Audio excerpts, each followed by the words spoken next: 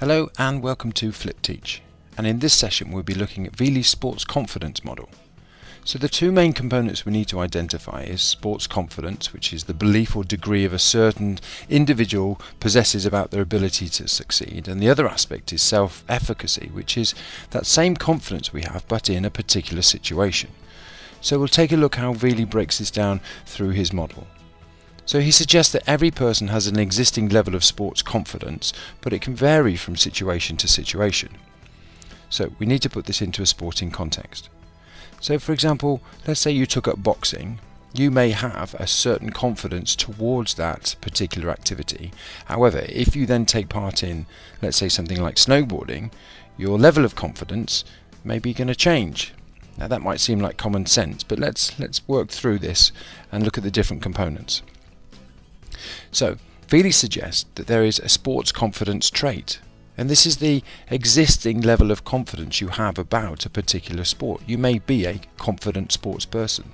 It's considered to be innate and a relatively stable aspect of your personality, and it relates to the belief you have in your own ability to be able to succeed. And a perfect example would be Cristiano Ronaldo, who appears to have a significant amount of confidence about his own ability. Okay, so the next aspect that we need to look at here is the competitive orientation. That's, in other words, how competitive you are in a particular situation.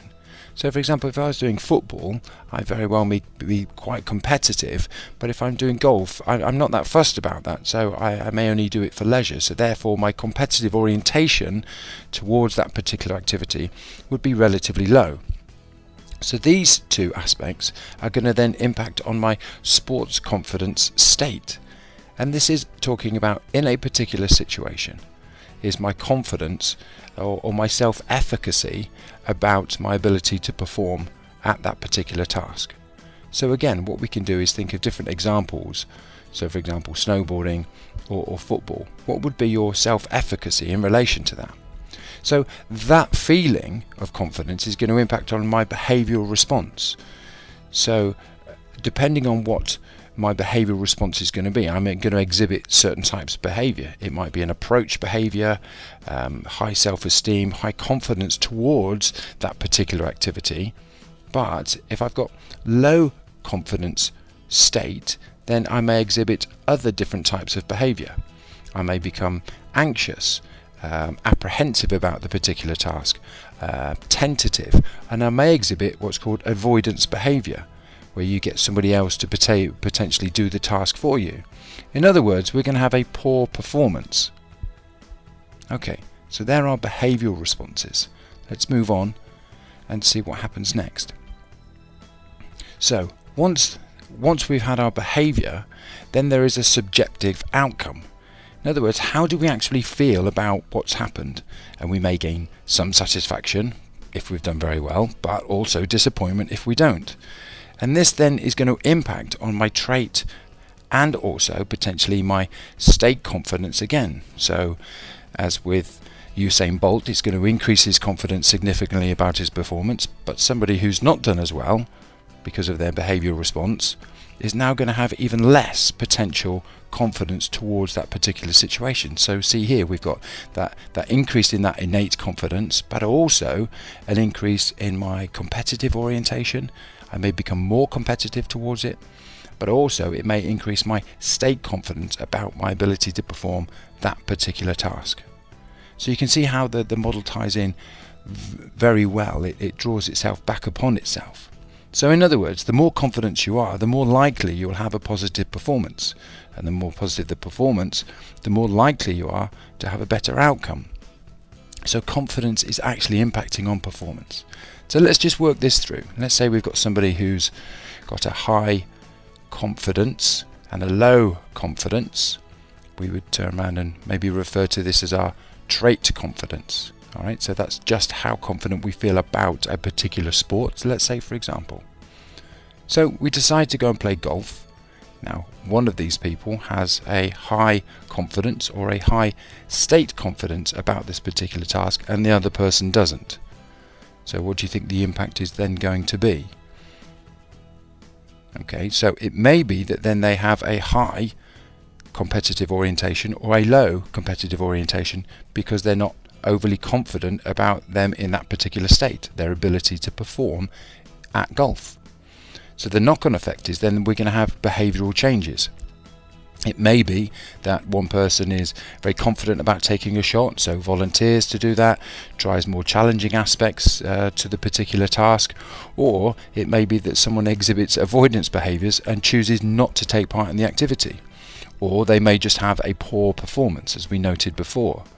So the behavioural aspects are clearly linked to how confident you're potentially going to be. Now, after the behaviour, we then have the subjective outcome. How did we do? So the person who exhibited approach behaviour, they're potentially going to say, yes, I'm really pleased. Even now, I feel more confident about doing the task again because they've potentially succeeded.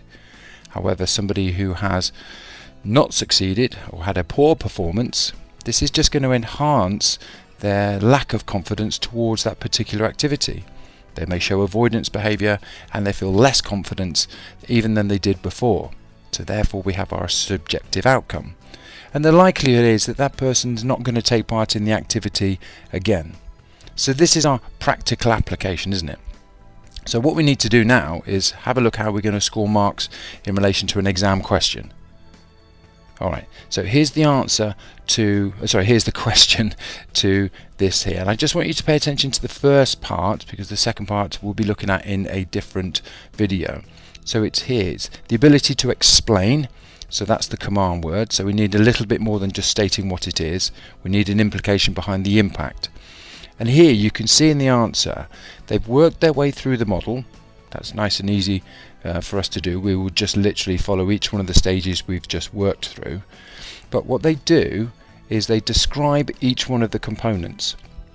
So they don't just, there's no assumption made there. So when they talk about competitive orientation, they actually describe what competitive orientation is or what it would potentially look like.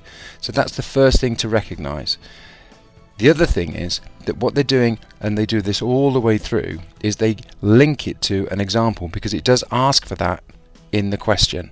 So it's very, very important that you do these two aspects here. Look, here's the example that it's using, and it uses the same one throughout because as it said on the question, it says using one. So don't flick from one sport to another or you may not score. But recognizing here each one of the different stages that they're looking at, they're giving a clear description of what each component is, and then they're using a sporting example to put it into context. The same way we did with the two girls. And notice this, that they go all the way through, covering each one of the stages, giving the same example all the way down. And I think it's really important that you pay attention to the subjective outcome. So what's going to be the impact on that person?